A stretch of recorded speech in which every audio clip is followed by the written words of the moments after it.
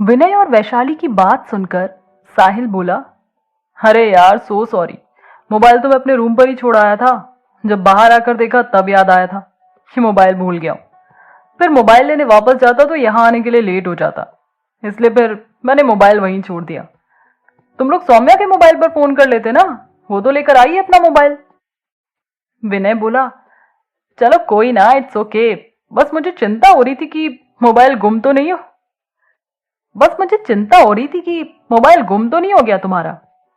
साहिल हंसते हुए बोला, अरे नहीं नहीं, वो भला कैसे गुम हो सकता है। आजकल तो उसे बहुत संभाल कर रखता हूं मैं। वही तो सहारा है मेरा। ऐसे में सौम्या से रोज बात कर सकता हूं, और उसमें कई सारे मेमोरेबल पिक्स भी हैं, मेरी और सौम्या की। साहिल की बात सुनकर सौम्या भी मुस्कुराने लगी। वैशाली हंसकर बोली, सही है। अभी अच्छी अच्छी यादें इकट्ठा कर रहे हो। शादी के बाद तो हस्बैंड वाइफ वाले झगड़े शुरू हो जाएंगे, फिर इन्हीं यादों के सहारे दिन बिताना। ऐसा कहकर विनय के हाथ पर ताली देकर हंसने लगी। विनय भी हंसने लगा। वैशाली की बात सुनकर सौम्या और साहिल दोनों एक साथ बोल पड़े, ऐसा कुछ भी नहीं होगा। और वैसे भी हस्बैंड वाइफ में जो झगड़े होते हैं वो प्यार वाले झगड़े होते हैं। ऐसे छोटे मोटे झगड़े प्यार बढ़ाते हैं, कम नहीं करते। इसलिए उनका भी अपना ही मजा है। कहकर सौम्या और साहिल दोनों हंसने लगे। इस बात को सुनकर विनय बोला, सही है यार तुम लोग का तो। तुम लोगों ने तो पूरी तैयारी कर ली है हस्बैंड वाइफ की तरह रहने की। विनय की बात पर साहिल बोला, करनी ही चाहिए।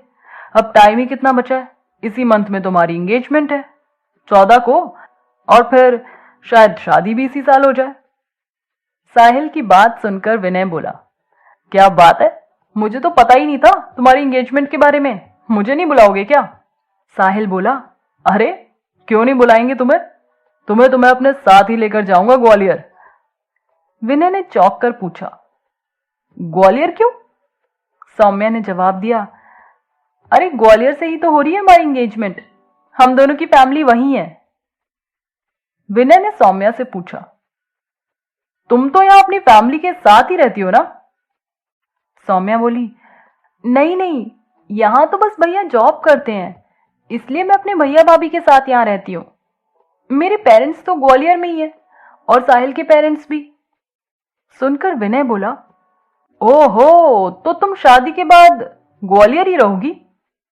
फिर सौम्या साहिल की तरफ देखकर बोली, देखो ये जनाब कहाँ रहते हैं, जहां ये रहेंगे वहां मैं रहूंगी। सौम्या की बात सुनकर साहिल मुस्कुराकर सौम्या को देखने लगा। फिर विनय की तरफ देखकर बोला, एक्चुअली अभी कुछ ऐसा डिसाइड नहीं किया है। ये सब मेरी जॉब के ऊपर डिपेंड करता है। जहां जॉब होगी वहां मैं, और वहीं मेरी सौम्या।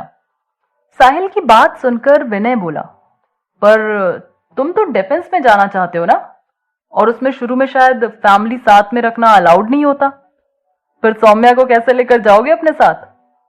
विनय की बात पर साहिल ने जवाब देते हुए कहा, अरे ऐसा नहीं है। वो तो बस 1 साल का ट्रेनिंग पीरियड होता है जिसमें अकेले रहना पड़ता है। बाकी तो 3 साल की बॉर्डर पोस्टिंग होती है जिसमें फैमिली अलाउड नहीं होती। वो तो जॉब पीरियड में कभी भी हो सकती है, जरूरी नहीं कि शुरू में ही दे दी जाए। साहिल की बात सुनकर सौम्या थोड़ा सोच में पड़ गई और उदास होते हुए साहिल से बोली, मतलब मुझे तुमसे 4 साल अलग रहना पड़ेगा। 1 साल अभी और 3 साल बाद में। सौम्या को ऐसा हैरान होता देखकर साहिल बोला, अरे अभी ये 1 साल तो यूं निकल जाएगा शादी वगैरह में। रही अगले 3 सालों की बात, तो वो तो मेरे ऊपर भी डिपेंड करता है। जब मैं चाहूंगा तभी लूंगा बॉर्डर पोस्टिंग। अभी हाल फिलहाल तो नहीं जाऊंगा। कहकर साहिल सौम्या को तसल्ली देने लगा, पर सौम्या का उदास चेहरा अब भी वैसा ही रहा। सौम्या और साहिल दोनों को देखकर वैशाली बोली, अरे यार तुम दोनों भी किन बातों में पड़ गए। ना तो अभी साहिल का सिलेक्शन हुआ है और ना ही उसने डिफेंस ज्वाइन की है। फिर अभी से इतनी टेंशन क्यों ले रहे हो। जब जो होता जाए वैसा करते जाना। अभी बहुत टाइम है इन सब चीजों के लिए। वैशाली की बात सुनकर विनय हंसते हुए बोला, सही कह रही है वैशाली, बेमतलब की टेंशन ले रहे हो तुम दोनों। ये तो वही कहावत हो गई, गांव बसानी और लुटेरे पहले आ गए। कहकर विनय जोर से हंस पड़ा। वैशाली, सौम्या और साहिल भी हंसने लगे। शाम होते देख चारों लोग वापस अपने अपने घर की तरफ निकल पड़े।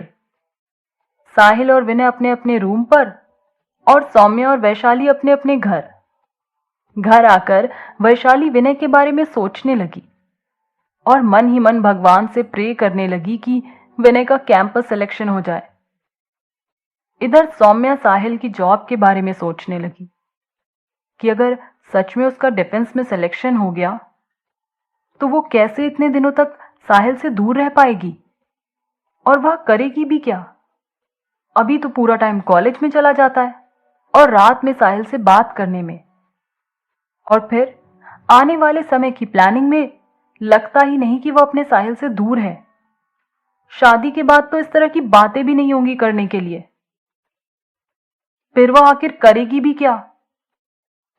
सोचते सोचते सौम्या उदास हो गई और सोचने लगी कि डिफेंस की जॉब ही मिली साहिल को, वो कुछ ऐसा नहीं कर सकता जिससे वो हमेशा सौम्या के साथ रहे। ये सोचकर सौम्या ने खुद से ही कहा कि वो साहिल से एक बार ही डिस्कशन जरूर करेगी। पर क्या साहिल सौम्या की बात मान लेगा? आखिर क्या है इन दोनों के भविष्य में?